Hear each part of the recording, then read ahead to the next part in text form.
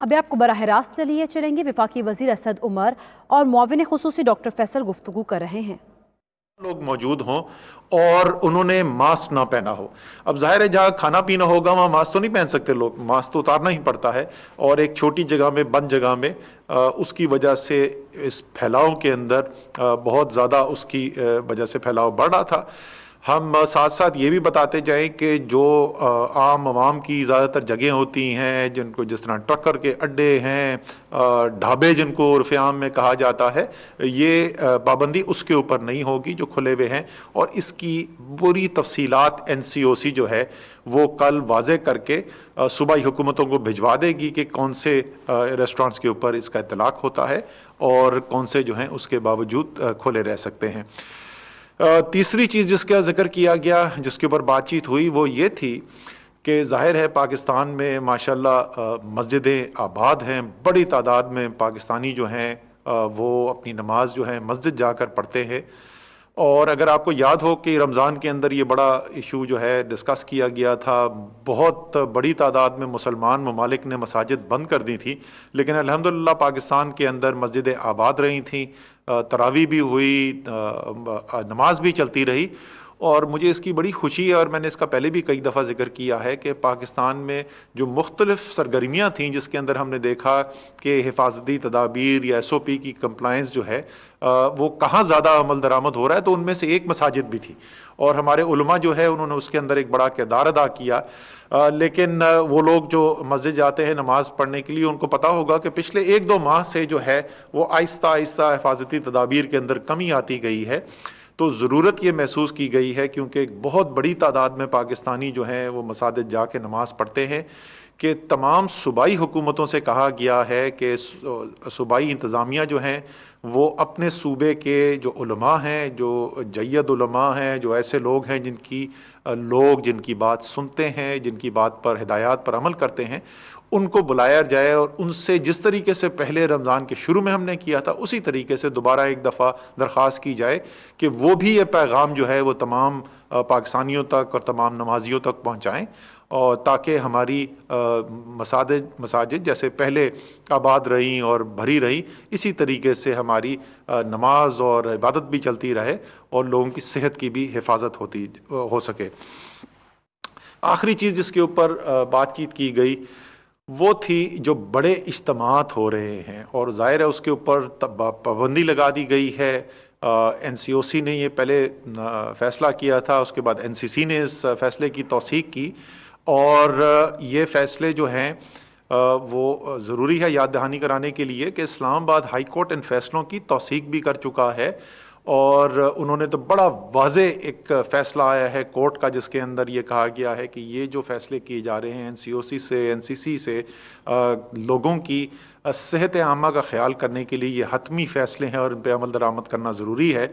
بدقسمتی سے ہم دیکھ رہے ہیں کہ ابھی بھی بڑے بڑے اجتماعات کیے جا رہے ہیں، سیاست کے اوپر اس ملک کے اندر کوئی پابندی نہیں ہے، لیکن ہم پہلے بھی یہ بات کر چکے ہیں کہ یہ صرف ذمہ داری نہیں ہے ایک لیڈر ہوتے ہوئے، ایک سیاسی لیڈر ہوتے ہوئے، کہ آپ قوم کو آگاہی پیدا کریں، آپ لوگوں کے اندر وہ شعور پیدا کریں جس سے سارے پاکستان میں جو لوگ بستے ہیں ان کی زندگی کی حفاظت کی جا سکے، ان کی صحت کی حفاظت کی جا سکے، اور ان کے روزگار کی حفاظت کی جا سکے، کیونکہ ہم نے دیکھا ہے جب کرونا زیادہ پھیل جاتا ہے تو لوگوں کا روزگار بری طریقے سے متاثر ہوتا ہے، اور ہم نے یہی حالات جو ہیں وہ تمام دنیا کے اندر دیکھے ہیں، دنیا کے امیر ترین ممالک کے اندر ہم نے دیکھے ہیں لوگوں کی کروڑوں کی تعداد میں روزگار چھنتے ہوئے، ہم نے بھارت کے اندر دیکھا ہے، ہمارا ہمسایہ ملک ہے، کہ کتنی بری طریقے سے لوگوں کا روزگار متاثر ہوا، اور جب بالکل شروع میں ہم نے لاک ڈاؤن کیا تھا تو ہمیں پتہ ہے کہ ہمارا غریب جو ہے، ہمارا دہاڑی دار جو ہے، ہمارا متوسط طبقہ جو ہے وہ کتنی بری طریقے سے متاثر ہوا تھا۔ تو یہ ہم نہیں چاہتے، ظاہر ہے کوئی بھی یہ نہیں چاہتا کہ ایسی صورتحال پیدا ہو جہاں لوگوں کا روزگار چھن جائے، لوگوں کی صحت جو ہے اس کے مسائل پیدا ہوں، اور اگر میں تو ایک سیاستدان کے طور پہ بھی اگر میں سوچوں تو میری تو سیاست غرق ہو جائے گی اگر میں نظر آتا ہوں ایسے کام کرتے ہوئے جس سے لوگوں کی صحت، جان و مال، ان کی روزگار خطرے کے اندر پڑتی ہے۔ تو میں ایک دفعہ پھر اپیل کروں گا اسپیکر صاحب جو ہیں ہم نے NCOC سے اسپیکر صاحب کو خط لکھا تھا, درخواست کی تھی کہ پارلیمان کی جو کمیٹی ہے اس کا اجلاس بلایا جائے, جو کورونا کے لیے خصوصی طور پہ جو کمیٹی قائم کی گئی تھی. کل انہوں نے اجلاس رکھا ہے. امید ہے کہ تمام سیاسی پارٹیز جو ہیں ان کی لیڈرشپ وہاں پر آئے گی اس اجلاس کے اندر, اور ہم بیٹھ کر یہ فیصلہ کر سکیں کہ کس طریقے سے پاکستان کے عوام کی صحت, پاکستان کے عوام کے روزگار کو سیاست سے جدا کیا جائے اور سیاست بھی چلتی رہے. ہمیں مقابلہ کرنے میں, سیاسی مقابلہ کرنے میں کوئی پریشانی نہیں ہے. تو ایک یہ بھی چیز اس کا وزیر اعظم نے خاص طور پہ ذکر کیا کہ اس کے اوپر بھی بڑا ضروری ہے کہ عمل درآمد جو ہے وہ کروایا جائے. اور کیونکہ اس کی وجہ سے میں تھوڑا سا اور اس کو تفصیل میں بتا دوں کہ کیوں ہم سمجھتے ہیں یہ اتنا امپورٹنٹ. ایک تو ظاہر ہے کہ کوئی بھی ایک ایسی جگہ ہو جہاں ہزاروں لوگ, 10,000, 20,000, 40,000 لوگ جو ہیں ایک جگہ جمع ہوں, تو اس سے وبا کا پھیلاؤ کا کتنا خطرہ ہوتا ہے. اس کی مثال صرف آپ اس سے دیکھ لیں کہ آج سندھ کی نمائندگی کر رہی تھیں NCC کی میٹنگ کے اندر ہیلتھ منسٹر جو ہیں ڈاکٹر عذرا پیچھو,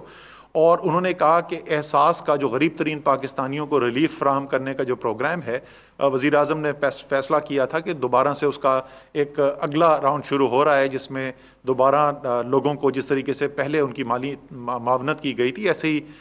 دوبارہ سے کام کیا جائے اور مزید مالی معاونت کی جائے. اور انہوں نے کہا اس سے صحت کے لیے بڑا خطرہ پیدا ہو سکتا ہے. اب ایک جگہ جہاں پہ چند 100 لوگ موجود ہیں, جہاں پہ SOP کا انتظام بھی کیا جا سکتا ہے, اگر وہاں سے خطرہ پیدا ہو سکتا ہے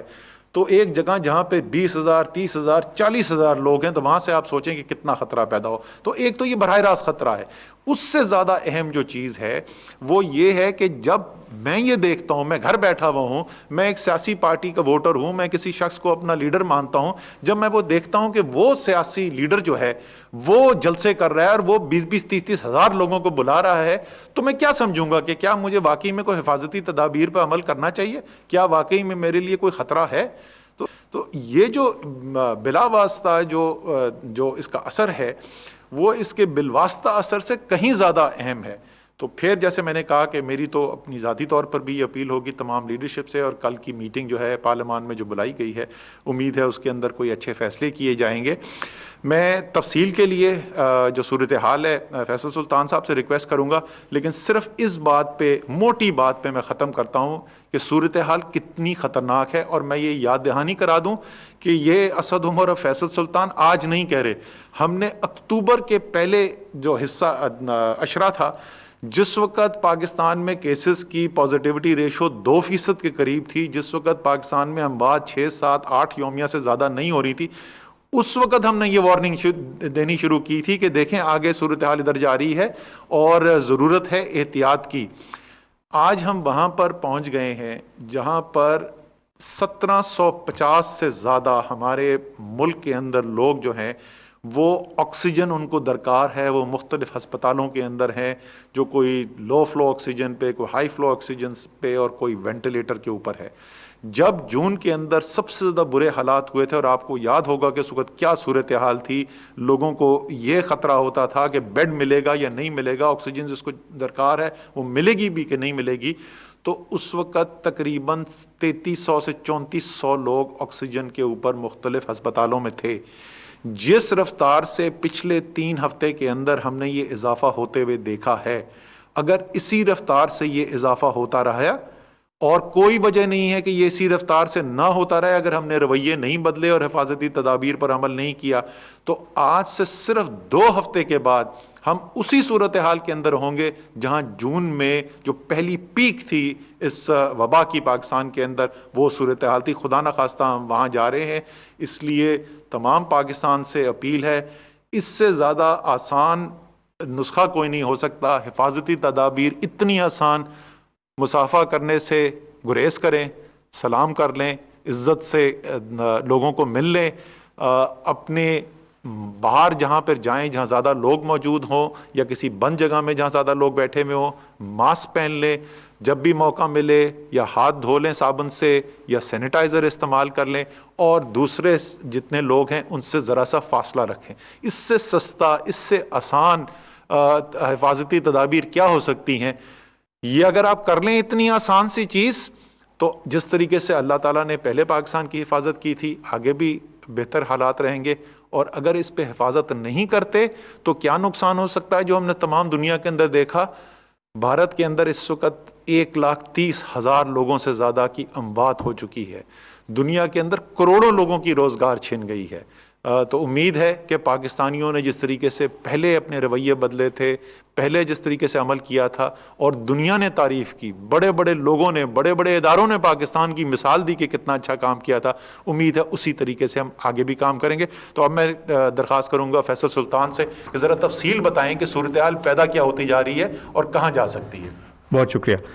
اسد صاحب, آپ نے بہت جامع اور تفصیلی انداز میں اس معاملے کو بیان کر دیا, لیکن میں کوشش کروں گا کہ وہ پس منظر بتایا جائے, وہ میڈیکل اور وبا کا پس منظر بتایا جائے جس کے تحت اور جس کی بیک گراؤنڈ میں یہ آج کے جو فیصلے ہیں اور آج کی ریکمنڈیشنز جو ہیں وہ سامنے رکھی گئی ہیں, اور ہم درخواست کر رہے ہیں کہ ان پہ مکمل طور پہ عمل کیا جائے. آخر کار ان خیالات, ان آئیڈیاز کا بیسس کیا ہے؟ سب سے بڑی بات یہ ہے کہ جب بھی اس وبا کو دیکھیں تو ہمارے پاس فیصلہ کرنے کے لیے دو ہی ذرائع ہیں. ایک, ہمارے اپنے اعداد و شمار, پاکستان میں کیا ٹرینڈ رہا اور آج کیا ہے, اور دنیا بھر کی جو صورتحال ہے اس کے اوپر نظر رکھی جائے. اب باہر کی دنیا کو اگر دیکھیں تو اس میں کوئی شک نہیں رہ جاتا کہ بہت سارے ممالک میں دوسری بلکہ کچھ میں تیسری لہر آ چکی ہے, اور نہ صرف کہ ان کے ہاں دوسری لہر یا اضافی لہریں آ چکی ہیں, بلکہ کچھ کیسز میں جو دوسری لہر ہے وہ پہلی لہر کی نسبت بڑی اور زیادہ تیزی کے ساتھ پھیلتی نظر آ رہی ہے. یہ کسی صورت بھی ہمیں نہیں سمجھنا چاہیے کہ اگر دوسری لہر پاکستان میں آ رہی ہے تو کسی صورت یہ کم طاقتور یا آسان ہوگی گزارنی.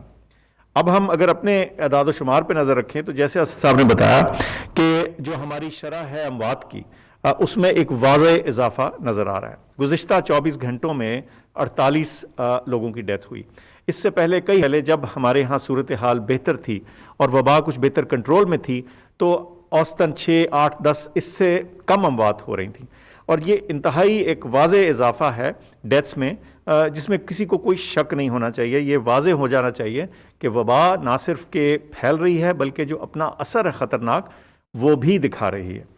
اس کے علاوہ ہم ایک اور شرح جس کو ہمیشہ دیکھتے آئے ہیں وہ پازیٹیوٹی جس کا ہم ذکر کرتے ہیں. اس کا کیا مطلب ہے کہ ہر 100 ٹیسٹوں میں سے تقریباً اوسطاً کتنے ٹیسٹ جو ہیں وہ پازیٹیو آتے ہیں.